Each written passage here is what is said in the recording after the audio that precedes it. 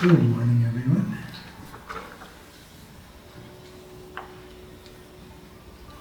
We finished our previous series, which was the four padas, Charya, Kriya, Yoga, and Jnana. And today we're starting a new topic which relates to the 7 dimensions of the mind.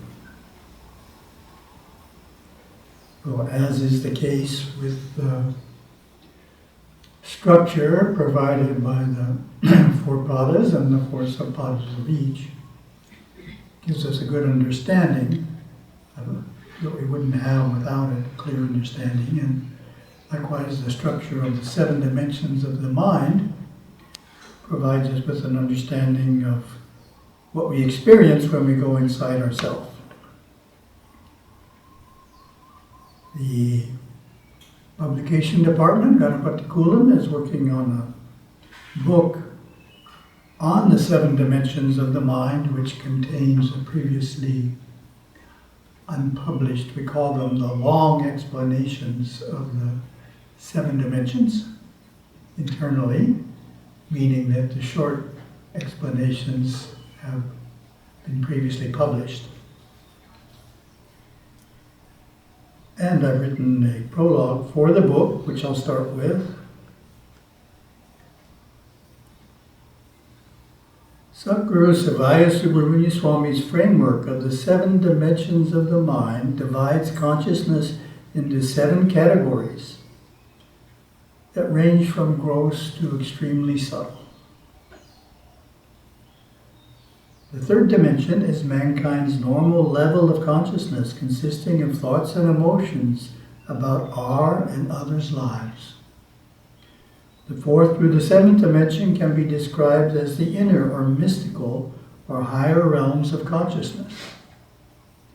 They are within everyone, but require training and practice for an individual to be able to access them with continuity. That's an important point. No one is without these inner dimensions, it's just that they're not aware of them. So we have to learn how to become aware of what's already functioning within us, and then to eventually access what is within us with continuity. Gurudeva's framework of the 7 dimensions of the mind is useful in 2 ways. Firstly, it helps us clearly understand in which dimension the states of consciousness are that we experienced in the past and are experiencing in the present. Secondly, it provides guidance as to how to access inner states of consciousness that we wish to experience in the future. This requires knowing which dimension of the mind the inner experience is in. That's one of the advantages of the Shumche languages. It not only describes an inner experience, it tells us which of the 7 dimensions that experience is in. Gurudeva gives a helpful key to experiencing the states of consciousness in the 4th through the 7th dimensions and relating them to the chakras. Specifically, he stated that while in meditation, to experience states of inner consciousness within the 4th dimension, look at the world from the chest area, Anahata chakra. The 5th dimension, look out from the throat area, Vishuddha chakra.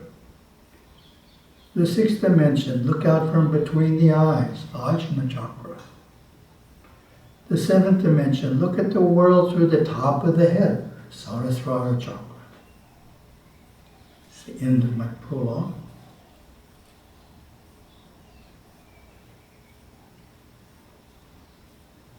Then to Gurudeva's description of 7th dimension from the book. No mind patterns are visible in the core of the 7th dimension. 7th dimension is a silent world. Only the air exists there and not the smoke. Only pure energy, which is equivalent to pure space. What is seen here are particles of actinic force more intense than other particles of actinic force. Thus, rays of actinic force are seen in the seventh dimension as pure color or pure sound. For sound and color themselves are one and the same thing in their breakdown within this dimension. When one is consciously in the fourth dimension, he sees a slight moonlight glow within the head, just a faint glow. When he is in the fifth dimensional consciousness, he comes into a brilliant inner light within the head, bright and clear. However, when he evolves into the sixth dimension, that light glows in every cell of the body, through the torso, the hands, legs, and feet. Then in the seventh dimension, he comes into pure inner space, seeing within himself a vast space that goes on and on and on. At that time, he is not necessarily conscious of light at all, for light exists as the interaction of pure force with magnetic forces. The seventh dimension is clear inner space, not clear white light, just clear space. It goes on and on infinitely, like an infinite inner sky.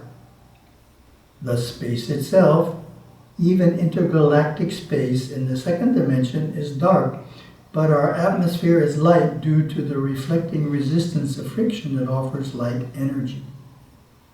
Similarly, one deeply immersed in the seventh dimension would be aware of being aware without an awareness of light.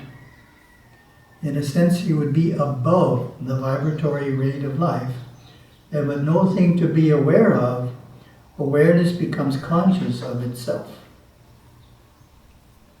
This bubble of light is like he is emerging from a light beam. It's so buoyant and weightless, like he is coming out of the light. Awareness does not change. It only seems to change as the objects of its awareness revolve. Therefore, Kaif, or pure awareness, is exactly the same in the seventh dimension as awareness which travels in the outer dimensions as Nif. The difference is in the dimensions, not in awareness. In other words, the same faculty of awareness that sees physical objects in the second dimension also perceives subtle forms in the fifth and sixth, and is called pure awareness when it is able to eliminate all objects and be aware of itself. This can be observed by coming slowly out of deep meditation in the seventh dimension instead of coming out quickly, as is the tendency. By consciously slowing down the externalizing process, we observe pure consciousness first, followed by awareness of subtle forms of light and various consistencies of denser space which can be visually distinguished. This brings us from simply being aware immediately into processes of sight. We may also hear the inner sounds, the high-pitched E or the Om. Next, actual visions could be seen. As awareness moves further out into the mind, instead of focusing, it begins to travel or flow and might then come into memory patterns, then into the energy current of the nerve system and out into the physical body. At this point, one would feel a blissful river of energy rushing through the body, or perhaps discomfort or even pain. Opening the eyes, awareness finally flows out into the second dimensional world of things. It is the same awareness that functions through the dimensions, and it is closer to what you call you than any other form that can be identified with the mind. And I chose to shum words, seventh dimensional words, to share. Leaf calm. 1. Contemplation, prolonged kaif, or awareness aware of itself. 2. Taking time to prolong kaif. 3. Finding Kaif, then through Kalibasa, going into it until Ingling Salingba comes, then inwardly demanding that Kaif be held. This inner superconscious demanding is what this portrait names, only related to Kaif. So Ingling Salingba names the ability to focus a beam of the inner light upon any one or all of the darker areas of the lower mind of oneself or those of another. Last word. Lim Kam Nif.